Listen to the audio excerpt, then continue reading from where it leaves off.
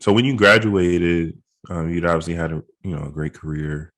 Um, I think you like second in rebounds all time at Duke, first in blocks, top 10 in blocks in NCAA history. Did you think about like, I wonder if they'll retire my jersey, or was that something that even came into your mind when you left?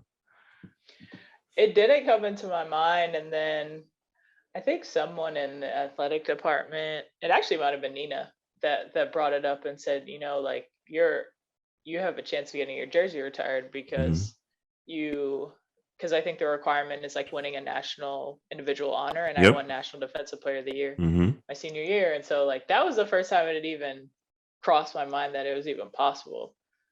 Because like when I don't know when you're playing, like I don't really think Just about that playing. stuff. Like Yeah. I'm playing, just trying to win games. And then when she said that, I was like, oh wow, that's like crazy. And then it eventually happened. Um, and I'm not usually a super emotional person, but during the ceremony, I like just couldn't keep it together Yeah. because you think Yeah. about like how much goes into every practice, every game, going to class, like everything. Like there's so much physically that goes into it, but mentally and emotionally. And you're with like I'm with my sisters, like I'm with people that I have relationships that I'm gonna have for the rest of my life. And so once that actually happened, it was like I was just so overwhelmed Hmm. because one, I felt like, I made the great decision of coming here, but then it culminated into to seeing something that'll last forever. And so Yeah. that was just it was just so special. Yeah. You're giving me goosebumps, honestly, in my jersey isn't retired. Um, do you remember how you got the news, or what, like, how did they reach out and tell you, we're gonna do this?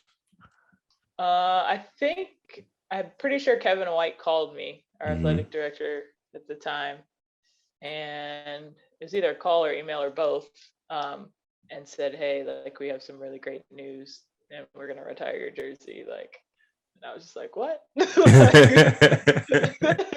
you sure you're talking to me? Like, what?" Um, yeah, it was. I think that's what it was, and I just was so taken aback and just Yeah. so thankful, like for everything that Yeah. Duke means and everything that they've done. Yeah. So, are you gonna convince Mark to stay 4 years and so he can get his jersey retired and we can have the Williams siblings in the rafters? I would love to do that, but it's also going to be hard to convince him to stay for 4 years. No, I know. his, Listen, his opportunities are a little different than mine, yeah, So yeah. No, I'm I think I'm we got to. I'm all about We'll striking while the we'll iron's hot. So Yeah, yeah, exactly. I yeah, can't be mad at him. I'm so proud of him. I always try to watch their games. I record them if it's too late because most of the time it's too late. But yeah. Well, it's um, it's too late in the states a lot of times, it's too late honestly. in the states too. Um, but like if they play on the West Coast or something, then it's like I can wake up and watch or something. Hmm. But um, I try to watch as much as I can, and I always text him before games and just I try not to give him too much, like Yeah. Coach K is your coach. Like look at Hmm. your staff. Like I don't need to sit here and be your coach. Like I'm literally just here to support, and as a player, like that's the voice that I try to give him every day. So Yeah. I'm just so happy for him. Yeah. How much did you help us on the recruiting front with Mark, or was that pretty simple for him?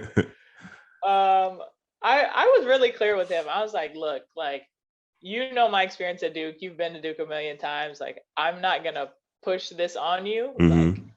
you're this is your decision. All of this is you. Like your process is gonna look so different from mine. So like I can give you advice and this and that, but I'm not gonna try to push. But Hmm. at the end of the day, he's like, I mean, it's Duke. Yeah, So I was like, and I yeah. said, hey, I am not mad at you, like at all. So that's kind of how it went with recruiting. Yeah.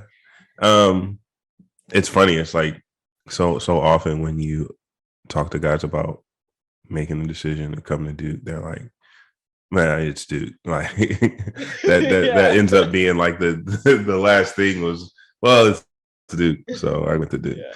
Um, so his freshman year, I mean, at the beginning, I don't want to say he struggled, but he just wasn't getting on the Yeah. court as Yeah. much. Did you guys have any conversations during that time? Because it seemed like once he finally got the opportunity, he was ready to go. Kind of midway through his freshman year.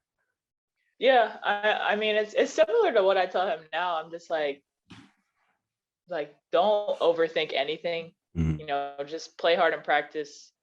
Get your confidence in practice. If you need to shoot extra, if you need to get in the weight room, do those things. Because I know even for me, like if I'm feeling like I'm in a slump or not where I'm supposed to be, if I'm in the gym extra, then I feel more confident in practice, and that kind of turns into the games.